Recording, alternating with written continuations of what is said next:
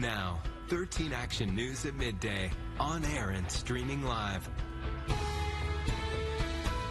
And happening right now in the Valley's only 11 a.m. newscast, the Uvalde police chief now responding as investigators believe that there was a delayed response in that school shooting. So what he now says about this and also his department's actions. Plus, I couldn't believe my eyes. I was slipping in people's blood. It was carnage. It was chaos. Explosive new testimony as a House Select Committee now reveals details in the January 6th attack.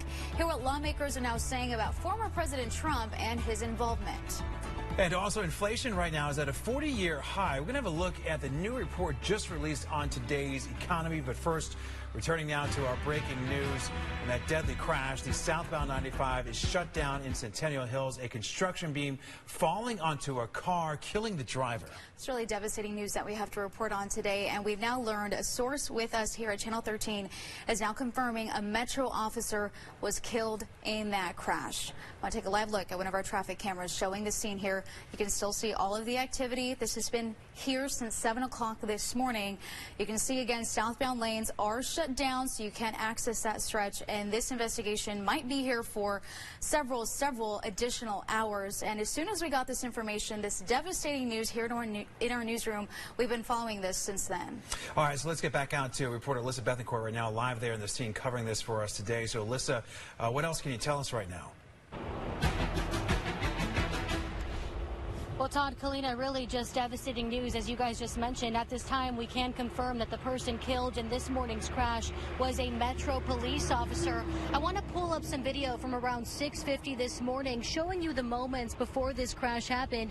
You can see a tractor trailer driving southbound, heading towards a construction zone on the freeway. The tractor trailer then hits a steel beam after miscalculating the overhead 15-foot clearance. That beam then bounces and falls on the silver car trailing behind, leaving it crushed and almost unrecognizable. Now, back out here live, you are taking a look at well over a dozen Metro police officer units and motorcycles getting ready to transport that officer's body over to the coroner's office in some sort of procession. So we will have continuing coverage of this story, and we are reaching out to Metro Police to learn more information. But for now, Kalina and Todd, I'll send it back to you in the studio.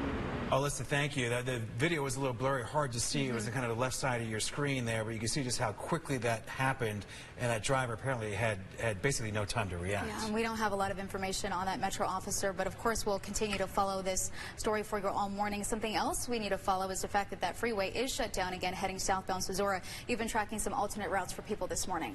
Well, when I was on scene, we talked to Ed Don, and what he was telling us is that beam that the driver hit was called an early warning beam, and it's actually supposed to stop drivers from hitting that threshold of height so that they don't crash down the bridge. And so as we take a look at the 95 southbound, they are right near a construction area underneath the Centennial Bowl. This is a very familiar commute for a lot of the folks who do live in Centennial Hills, Aliante. And so as we take a look here at alternate routes, because you'll need a way to get around this, as it's going to be closed for several hours this morning and this afternoon. As we get closer to the lunchtime hour, you'll take 95 southbound. You'll have to exit Durango. You'll take Durango all the way southbound. It'll take you to the 215. Take the 215 eastbound. It'll get you right back on the 95, and you'll be able to pass through this stretch of purple here without being affected traffic-wise. So we'll continue tracking that commute, as once again the roadway is expected to be closed for several hours. And as we take a look at the alternate route, it looks like smooth sailing conditions for folks who are taking Durango near the 95.